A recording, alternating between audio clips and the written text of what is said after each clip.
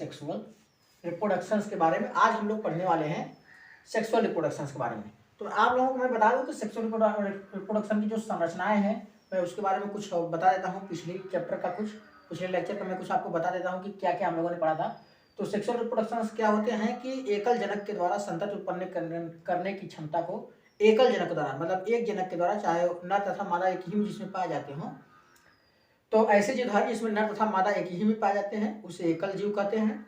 तो एकल जीवों द्वारा नई संतति को उत्पन्न करना सेक्सुअल रिप्रोडक्शन कहलाता है। एसेक्सुअल रिप्रोडक्शन कहलाता है, मतलब अलैंगिक जनन कहलाता है। अलैंगिक जनन एक जो है कि तीव्र गति से होने वाला क्रिया होती है, या इसमें कह सकते हैं कि जो समसूत्री विभाजन होता है या कोशिका विभाजन होता है, एक प्रकार की इनकी जनन होती है, एक प्रकार की इनका जनन होता है, मतलब कोशिका विभाजन भी इनका एक प्रकार का जनन होता है। किसका? एसेक्सुअल रिप्रोडक्शन में। ठीक, तो एसेक्सुअल रिप्रोडक्शन क्या होता है कि एकल जीव द्वारा नई संतति को उत्पन्न करना एसेक्सुअल रिप्रोडक्शन कहलाता है या अलैंगिक जनन कहलाता है। यह एक तीव्र गति से होने वाला जनन होता है। इनमें कोशिका जनन जो है कि सामान्यतः कोशिका विभाजन के समय ही हो जाता है, या कोशिका विभाजन ही इनका एक जनन प्रक्रिया होता है। कुछ अलैंगिक जो है कि संरचनाएं जो होती हैं वो मैं आपको बता देता हूं। जैसे कि आपका पाया जाता है चल बीजाणु। चल बीजाणु किस पादप में पाए जाते हैं? आपके क्लेमाइडोमोनास में। किस जीवधारी में? क्लेमाइडोमोनास में। वही जो है कि कलिका की बात करते हैं तो कलिका आपका किस में पाई जाती है? किस जीवधारी की अलैंगिक संरचना है यह कलिका? एक यीस्ट की है और दूसरा किसकी है? हाइड्रा की है। ठीक, तीसरा बात करते हैं आपका कोनिडिया। कोनिडिया की बात करते हैं तो कोनिडिया आपका पेनिसिलियम में पाया जाता है। किसमें? पेनिसिलियम में। ठीक, और चौथा आपकी बात करते हैं जैम्यूल की, तो जैम्यूल जो है आपका स्पंज में पाया जाता है। किसमें पाया जाता है? जो है कि जैम्यूल आपका स्पंज में पाया जाता है। वही बात करते हैं ब्रायोफिलस की। ब्रायोफिलस मतलब कहते हैं पत्थर चट्टा। तो ब्रायोफिलस की बात करते हैं तो ब्रायोफिलस में क्या पाई जाती है? अपस्थानिक रूट पाई जाती हैं। अपस्थानिक रूट कैसे निकलती है? तो अपस्थानिक रूट जो है कि ब्रायोफिलस की पत्ती को जो मिट्टी के अंदर हम लगा देते हैं तो उसकी मिट्टी से जो है कि अपस्थानिक जड़ें या एडवेंटेशियस रूट जो है कि निकलने लगती हैं। पांचवें की बात करते हैं हम लोग जो है कि वाटर हाइकेंथ की बात करते हैं। वाटर हाइकेंथ की बात करते हैं वाटर हाइकेंथ की बात करते हैं तो उसमें क्या पाई जाती है? भूस्तारित जड़ें। भूस्तारित जड़ें पाई जाती हैं। भूस्तारित जड़ें इसमें पाई जाती हैं। वाटर हाइकेंथ में भूस्तारित जड़ें पाई जाती हैं। यहां तक जो है कि हम लोगों ने कल पढ़ चुका था। अब हम लोगों को पढ़ना है सेक्सुअल रिप्रोडक्शन के बारे में। किसके बारे में पढ़ना है हम लोगों को? सेक्सुअल रिप्रोडक्शन के बारे में हम लोगों को पढ़ना है। तो सेक्सुअल रिप्रोडक्शन क्या होते हैं मैंने आपको कल बताया था थोड़ी सी बात। तो सेक्सुअल रिप्रोडक्शन क्या होता है?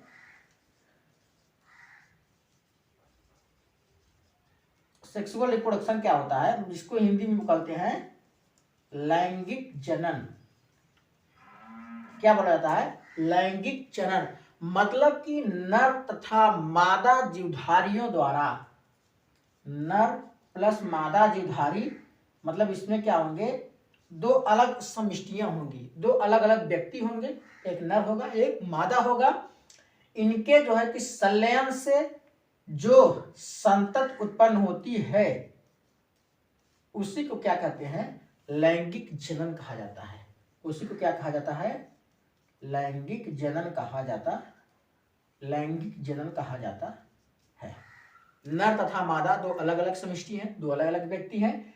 इनके संलयन से जो संतति उत्पन्न होती है, वह संतति उत्पन्न करने की जो क्षमता होती है उसी को लैंगिक जनन कहा जाता है, सेक्सुअल रिप्रोडक्शन कहा जाता है। जो संतति होती है, संतति जो होती है वह आपस में और अपने जनकों से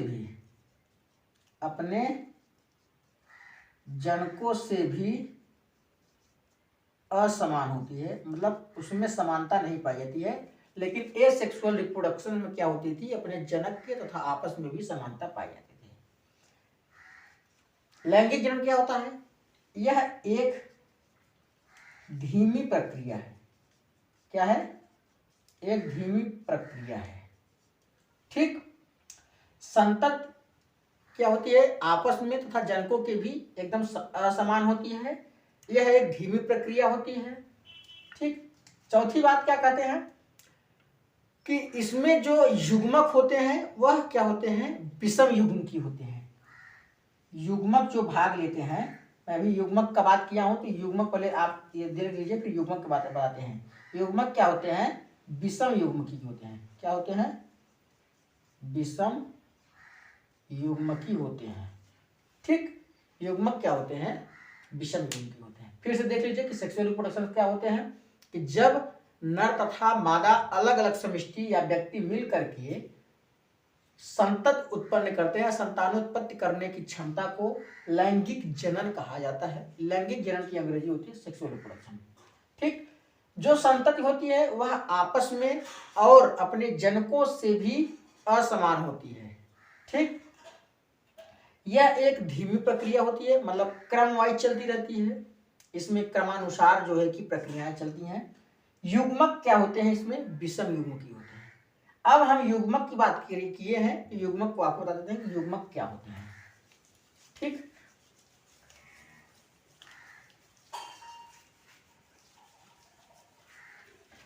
युग्मक की बात करते हैं। युग्मक क्या होते हैं? युग्मक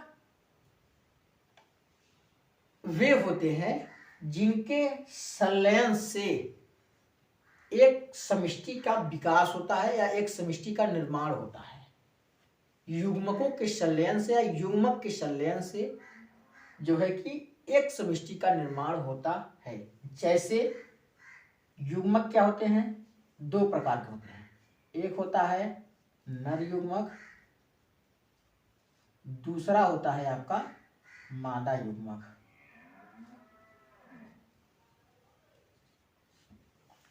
पहला क्या होता है? नर युग्मक। दूसरा क्या होता है? मादा युग्मक। ठीक। युग्मक क्या होते हैं? ऐसे क्या कर सकते हैं कि ऐसी संरचनाएं जो आपस में मिल करके एक समष्टि का निर्माण करते हैं। ऐसी संरचनाएं जो धारियों में पाई जाने वाली ऐसी संरचना जो है कि आपस में मिल करके एक समष्टि का निर्माण करते हैं, उसी को कहते हैं जो है कि आपका, उसी को क्या बोलते हैं? युग्मक कहते हैं। युग्मक दो प्रकार के होते हैं, एक नर युग्मक होता है, एक मादा युग्मक होता है। दोनों मिलकर के क्या करते हैं? समष्टि का निर्माण करते हैं। लेकिन समष्टि का निर्माण कब होगा? जब जो है कि जाइगोट का निर्माण होगा, मतलब युग्मनज का निर्माण होगा। किसका निर्माण होगा? युग्मनज का निर्माण जब तक नहीं होगा तब तक समष्टि निर्माण नहीं हो सकती है। तो युग्मनज का निर्माण एक जटिल प्रक्रिया है। यह धीमे धीमे तथा बहुत ही समय में यह एक परिपक्व अवस्था में आने के बाद तब जाकर के यह सेक्सुअल रिप्रोडक्शन के योग्य होता है, तब एक पूर्ण समष्टि का निर्माण होता है। ठीक। लैंगिक जनन में बात करते हैं आपके, तो लैंगिक जनन में कई प्रकार की जो है कि घटनाएं होती हैं। ठीक। लैंगिक जनन में कई प्रकार की घटनाएं होती हैं। जैसे में पहला आपका आ गया, पहला लैंगिक जनन में 3 प्रकार की लगभग घटनाएं पाई जाती हैं। कितनी प्रकार की? 3 घटनाएं पाई जाती हैं। पहला घटनाएं इसमें यह है कि युग्मक संलयन। क्या है? युग्मक संलयन। युग्मक संलयन के बाद युग्मक स्थानांतरण।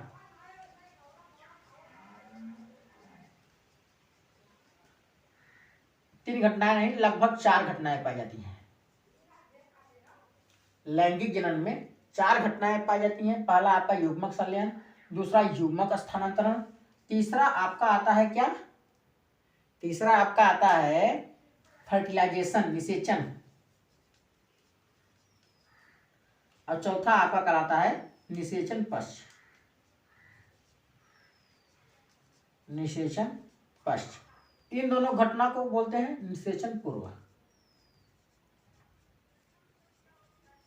मुख्य रूप से जो है कि आपकी 3 घटनाएं होती है, लेकिन निषेचन पूर्व को 2 घटनाएं बांटा गया है, युग्मक संलयन युग्मक स्थानांतरण में। उसके बाद आपका तीसरा आता है निषेचन, चौथा आता है आपका निषेचन पश्च की घटना। ठीक, तो हम लोग बात करते हैं जैसे कि ये सारी चीजें होती हैं आपके युग्मक जनन में। ठीक, तो युग्मक जनन में क्या होता है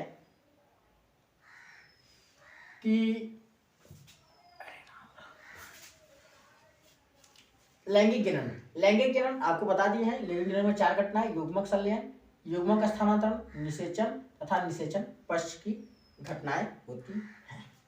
ठीक, अब युग्मक संलयन या युग्मक जनन, पहले युग्मक जनन पढ़ लेते हैं। युग्मक संलयन नहीं होता है यार, ये युग्मक जनन होता है।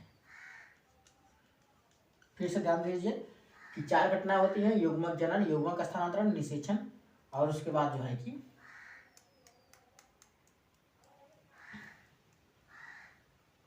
निषेचन पश्च की घटना। अब बारी बारी से इनके बारे में पढ़ते हैं। ठीक, तो पहले बात करते हैं युग्मक जनन की।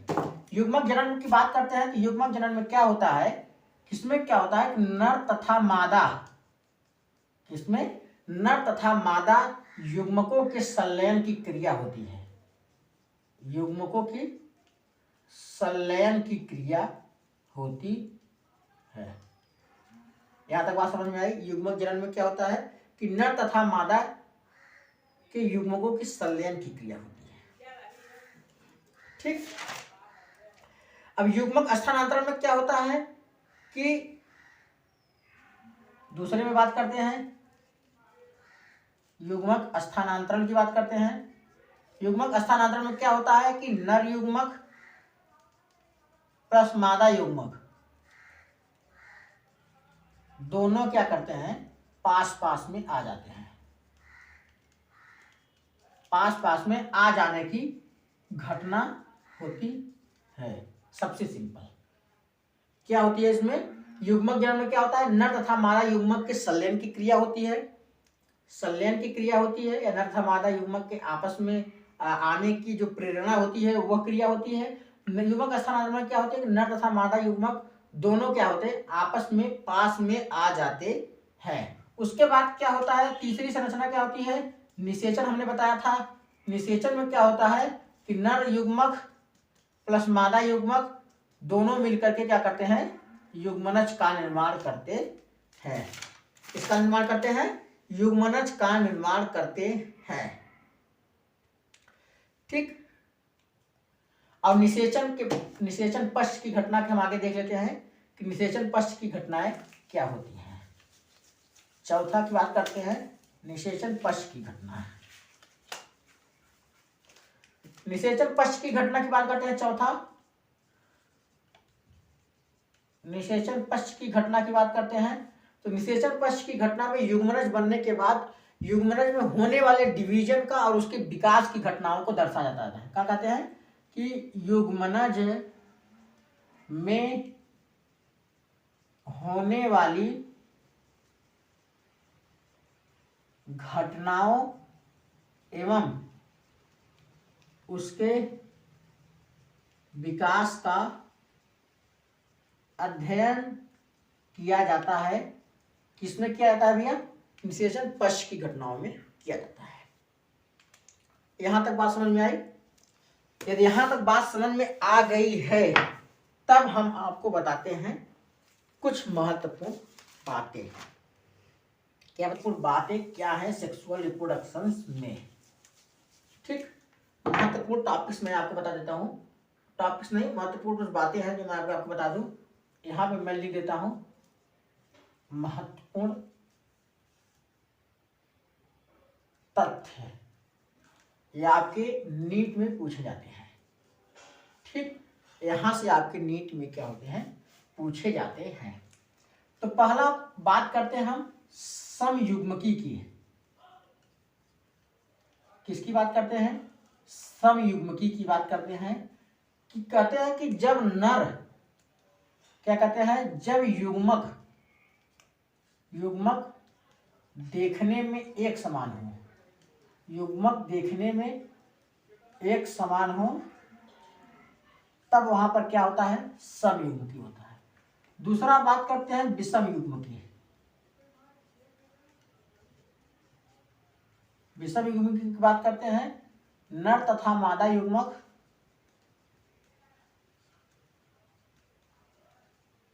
असमान होते हैं, असमान होते हैं। तीसरा की बात करते हैं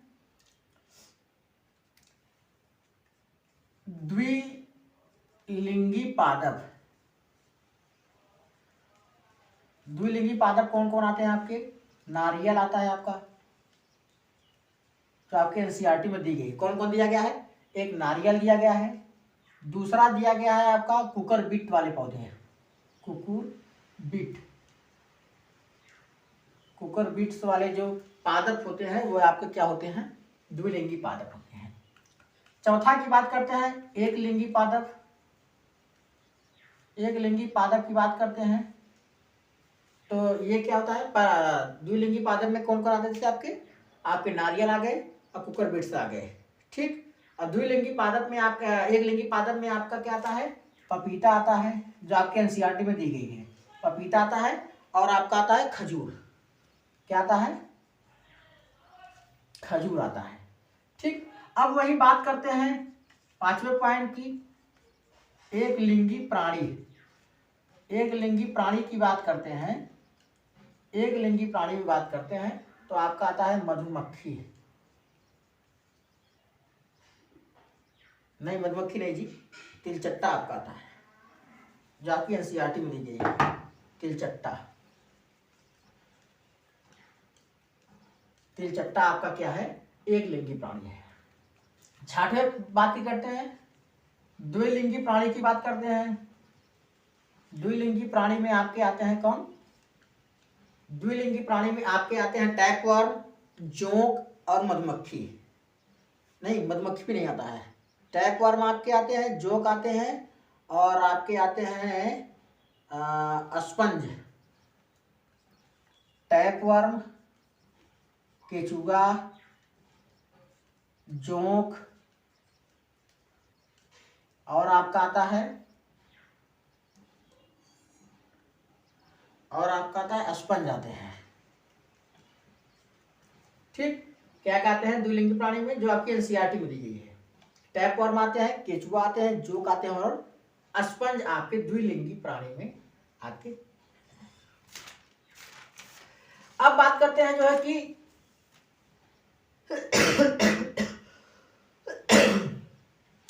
युग्मक का जो निर्माण होता है, युग्मक क्या जो निर्माण होता है, या युग्मक जो होते हैं, युग्मक क्या होते हैं, अगुणित संरचना होती है। अगुणित संरचना होती है, चाहे उसके जनक जो है कि अगुणित हो चाहे द्विगुणित हो। युग्मक क्या होते हैं, अगुणित संरचनाएं होती।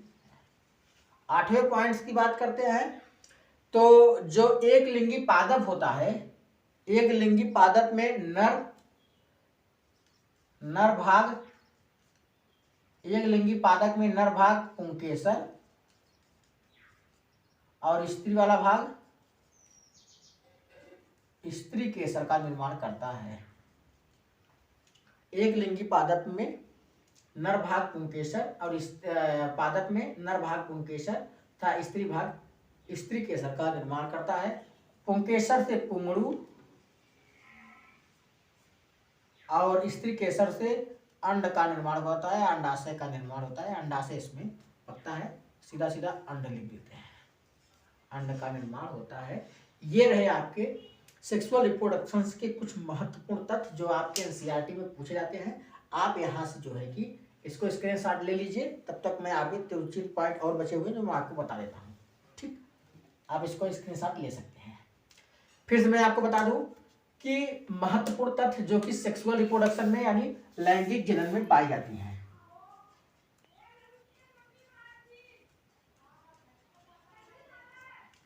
लैंगिक जनन में महत्वपूर्ण तथ्य आते हैं जो आपकी नीट 2023 में सवाल आ सकता है। 2023 की नीट में यहाँ से सवाल आ सकते हैं क्योंकि बहुत महत्वपूर्ण तथ्य है। मैं आपको बता दूं बहुत ही छांट करके बहुत ही यूनिक चीज मैं बता दे रहा हूँ, आपको कहीं पर नहीं मिलेगा ये।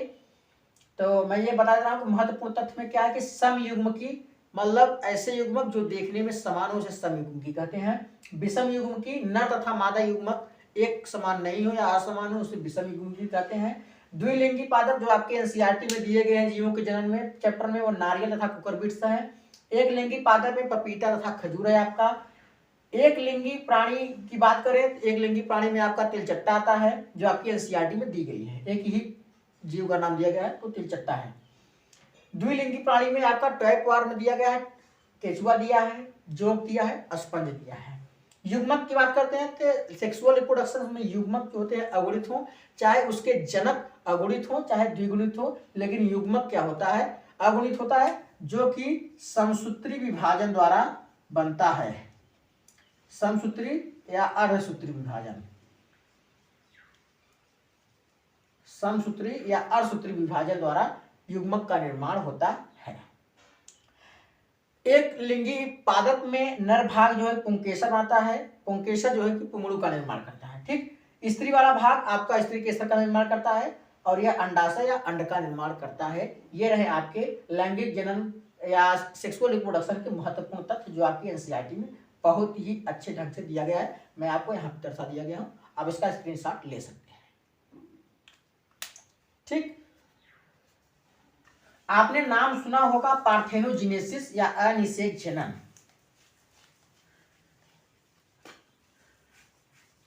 ठीक, किसका नाम सुना होगा आपने?